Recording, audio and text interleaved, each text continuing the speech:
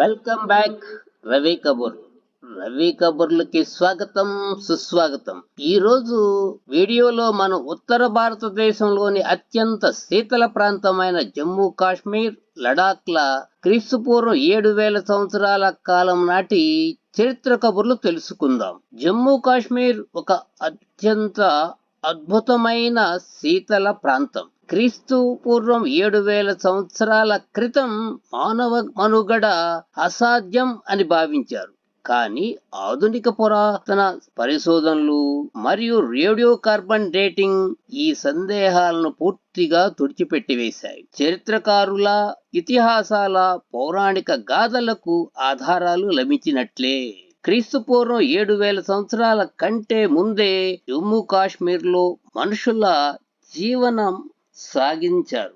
రాతి యుగం, మధ్యరాతి యుగం, నవీన రాతి యుగం కాలానికి చెందిన మన్సుబాల్ గుహల్లో రాతి గొడ్డళ్ళు, బోరలు, పికాసాలు, జంతువుల ఎముకలు, మానవ నివాస అవశేషాలు నాటి మానవుల నివాసాలు పిట్ హౌస్ అంటే నేలమాళిగలు నిర్మించుకుని జీవించేవారు. తీవ్రమైన చలిని తట్టుకోవటానికి ఇలా నిర్మించుకునేవారు. ఇది వారి బుద్ధి కుశలతకు గొప్ప ఉదాహరణ. చీనాబ్, తావి, రవి నదీ పరివాహక ప్రాంతాలలో నాటి మానవ నివాసాలకు కేంద్రంగా ఉన్నాయి.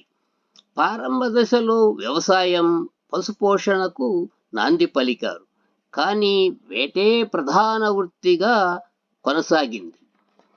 క్రీస్తు పూర్వం 2,500 సంవత్సరాలు క్రితం సింధులోయ నాగరికత ప్రభావంతో జమ్మూ కాశ్మీర్ వ్యాపార కేంద్రంగా, మిగిలిన ఆసియా ప్రాంతాలకు గేట్వేగా వెలుగొందింది.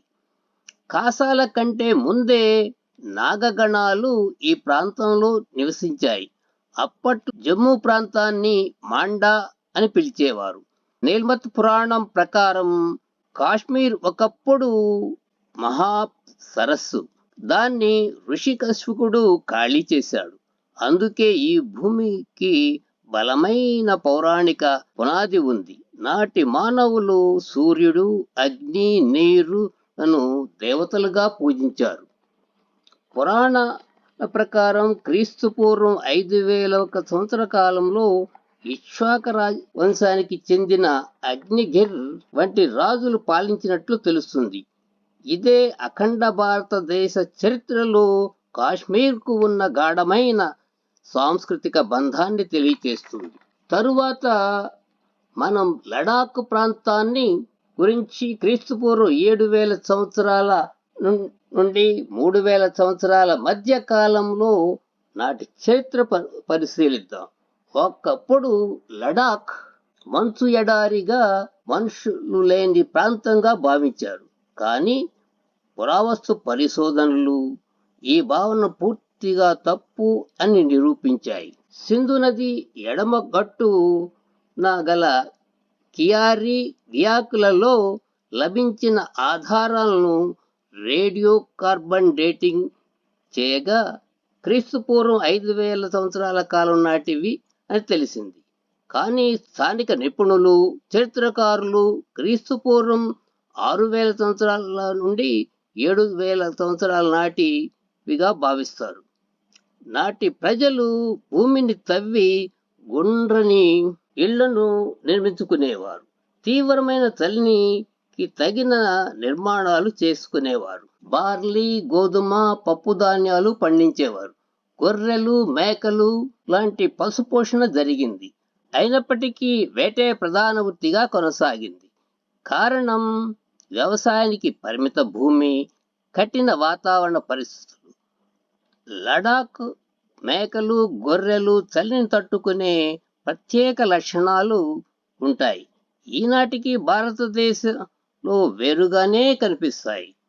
నాటి మానవులు నివాస గుహల్లో లభించిన శిలాచిత్రాలలో వేట దృశ్యాలు, అడవి మేక, యాక్స్, సూర్యుడి బొమ్మలు కనిపించాయి. సూర్యుడిని దేవుడిగా భావించేవారు. అదే స్పష్టమైన ఆధారం చెప్పవచ్చు. చేతితో చేసిన మట్టి పాత్రలు, రాతి గొడ్డళ్ళు, ఎముకలతో చేసిన సూదులు, జంతు చర్మాలను చలిని తట్టుకోవడానికి సూదులతో కుట్టిన దుస్తులను ధరించేవారు. ప్రారంభంలో కంస సంచార జాతుల వారు స్థిర నివాసం ఏర్పాటు చేసుకున్నారు. తరువాత మోన్స్ లేదా కులు అనేవారు మరియు గిల్గిట్ తెగల వారు నివాసం ఏర్పాటు చేసుకున్నారు. అయితే చరిత్రకారుల అభిప్రాయం ప్రకారము మోన్స్ తెగల వారే నాయకత్వం వహించారు. లేహ్ సమీపంలో అగ్నిగుండంలోని బూడిద పొరలపై రేడియో కార్బన్ డేటింగ్ చేయగా క్రీస్తుపూర్వం 7,000 సంవత్సరాల నాటి మానవ వినియోగం అనే నిర్ధారణ అయింది. అందుకే మిత్రులారా, నిజ నిర్ధారణ సమయం పట్టవచ్చు. జమ్మూ కాశ్మీర్ ఎప్పుడూ చీకటి ప్రాంతము కాదు, లడాక్ ఎప్పుడూ మంచు ఎడారి కాదు. ఇవన్నీ కూడా పరిశోధనల ఆధారంగా నిరూపితమైన చరిత్ర. వీడియోలోని కబుర్లు, నిపుణుల అభిప్రాయాలు, పురావస్తు నివేదికలు లేదా రేడియో కార్బన్ డేటింగ్ ఫలితాలను మాత్రమే భవిష్యత్తులో కొత్త పరిశోధనలు మార్పు రావచ్చు. కాబట్టి చరిత్రగా మాత్రమే చూడాలి. నేటి కాలంతో పోల్చి చూడటం సహేతుకం కాదు. దయచేసి అర్థం చేసుకోగలరు. భారతదేశం ఒక విశాల నాగరిక చరిత్ర భాండాగారం, వేల ఏళ్ల చరిత్ర కలిగిన కర్మభూమి. ఈ గొప్ప చరిత్రను మరిన్ని వీడియోల్లో మీకు ఇంకా లోతుగా వివరిస్తాను. ఇది ఈనాటి రవి కబుర్లు. ఇంకొక ఆసక్తికరమైన చరిత్ర వీడియోతో మళ్ళీ కలుద్దాం. జై హింద్.